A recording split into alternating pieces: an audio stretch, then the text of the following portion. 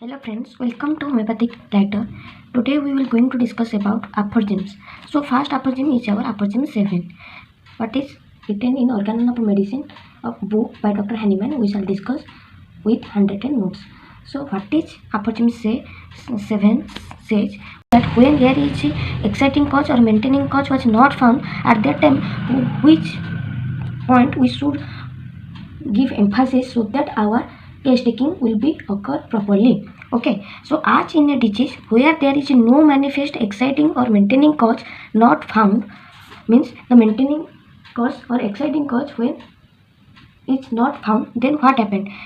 So if this is not found, then we have to remove, has to be removing, then we can perceive nothing but the morbid symptom. At that time we means the physician can nothing perceive but only the morbid symptom, and this morbid symptom must be had to be the possibility of the miasm. So this morbid symptom leads to defining the possibility of miasm which presents inside this disease. So and attention also pays to these accessory circumstances.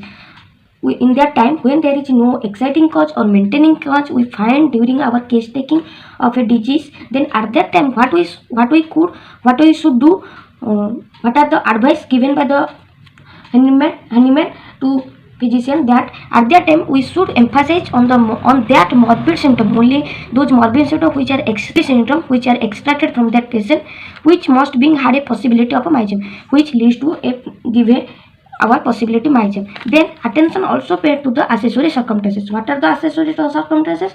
Means the habit, the occupation, those in the aphorism 5, what the 7 points about the accessory circumstances, that point we should emphasize, and that things be the symptoms alone by which the disease demands and the point to the remedy. So these symptoms, by collection of these symptoms we point to a remedy. Remedy means indicated medicine suited to that patient to relieve it. Moreover, the totality of the symptom. So at that time the Hahnemann says that in this aphorism that totality of the symptom is nothing but the outwardly reflected picture of internal essence of the disease, that is of the affection of the vital force. Internal essence of the disease, what they causes, this causes the this symptom causes the affection, means it is deranged the vital force, must be principle and the soul means. So this is the definition of a totality of symptom.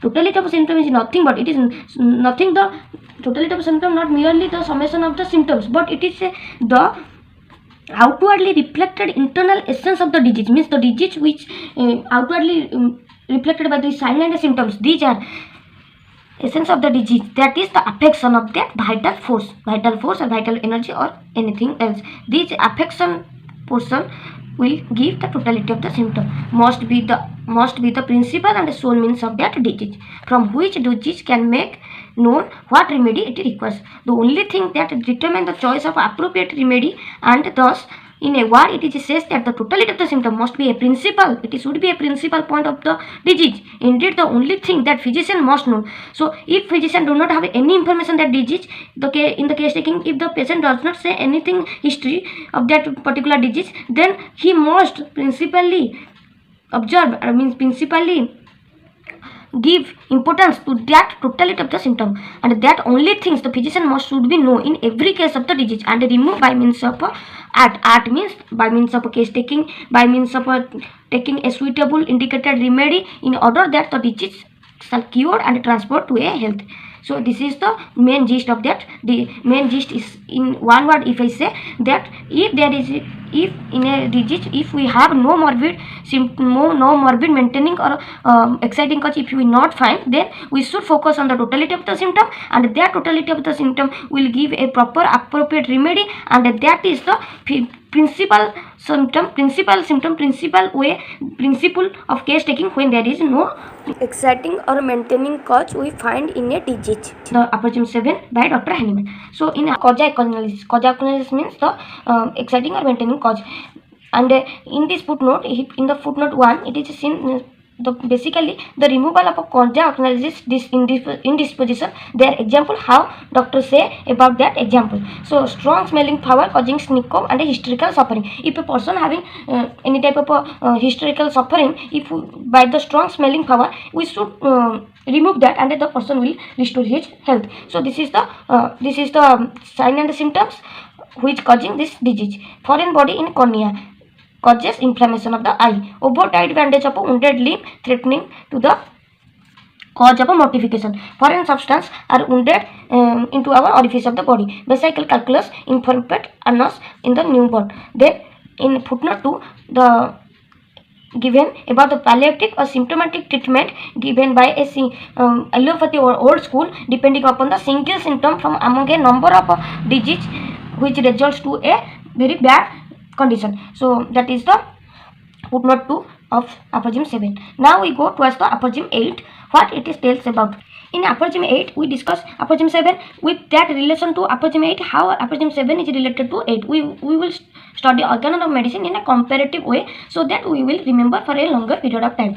So aphorism 8, it is this aphorism. In this aphorism, Dr. Henneman gives answer to a old school experienced doctor, that is Hupland question. So in that time, Dr. Henneman time, Hupland is the chief medical officer of old school, that is allopathic system.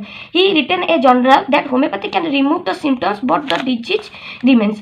So what does it means he says that the only homeopathy causes the symptom remove but the disease or the material things present inside the body, and that the disease making agent present uncured and it remains in the body. So giving the answer to this article, the in the aphorism 8, Dr. Henneman says that in a gist that when all the symptoms are all the symptoms of a disease have been eradicated, the disease is also cured interiorly. Means he says that there is in a negative way, hence prove that in that time the English, in the translation of the English written in that manner, means he says that in a negative way that in the world there is no proof, no experience was gained that after removal of all the symptoms of a disease and entire collection of the perceptible phenomena, means disease sign, symptom, morbid alternation, disease sensation, that all the entire collection of a miasm, if we remove, there could be remain anything else beside health or that morbid alteration in the interior could be uneradicated. Means if we not remove, then it will be not eradicated. Means he says that all the symptoms if we remove, because disease is nothing but it is the outwardly manifested is symptoms. If symptoms is not present, then how can disease is present inside the body? So that is the answer given by the Dr. Henneman to the Hopland in aphorism 8. So in footnote of this aphorism 8, it is says that why this sentence given by Hopland. So because it is partly due to the mortification at the progress made by homeopathy, means as the homeopathy get so popular, so that he get jealous and so that he can give that sentence. Due to this, he produced in that type of a sentence. And another thing is that partly because he still holds thoroughly the material notion respecting truth. Because old school always always emphasize on material, means जड़ के emphasize करता है, इसलिए इस वजह से भी वो इस sentence को produce किए होंगे. So this is the two reasonable concept of that Hopland why produce this type of a sentence on his article. Now in the aphorism 8 we see how the symptoms if we remove, how body get restored. Then we go towards the aphorism 9 and 10. In aphorism 9, Dr. Henneman says that vital force. So first we see what is the gist, then we go description. In a health, life force keeps all the parts of the organism in harmony. So what is life force, what is vital force, what is vital energy? So in a healthy condition, the spiritual vital force means unseen. The dynamic vital force, that a dynamic energy, animate means it keeps the body in a unbounded sway and it retains all the parts of the body in a admirable, harmonious, vital operation, both the sensation and function, so that mind become free and it is employed in a healthy living way, so that it becomes the instrument for a higher purpose of our existence. So that is the vital force. That is the if morbid alternation of this vital force occur, then the disease occur, and by that is these things is the aphorism 9, it is written by Dr. Henneman. How 8 is 9 related? In 8 there is no vital force, he says any something which is present inside the interior, but it 9 he first introduced the vital force. That is the main importance of this 9 aphorism. Now in the 10 he says that if the vital force is not present, then what happens? Without the vital force, the material organism means the healthy body or the body is capable of no sensor, no function, no self-preservance. It deprives of all sensation, means all the sensation, the bodily function, all the sensation will be hampered and performs all the function of the life solely by means of immaterial beings. So all the function of our body is because of this immaterial beings, because of this vital force which animates the material organism in a healthy and a disease. Means if the alternation occur, then the disease occur. If it is becomes harmonic condition, then health will be restored. That is the vital force. In 10 and 9 it says that what is vital force. Definition of the vital force. In 10 it says that the material organism forms solely by means of immaterial origin, that is our life force. So with this, thank you. I will complete the aphorism 8, 9, 10 in a comparative way study.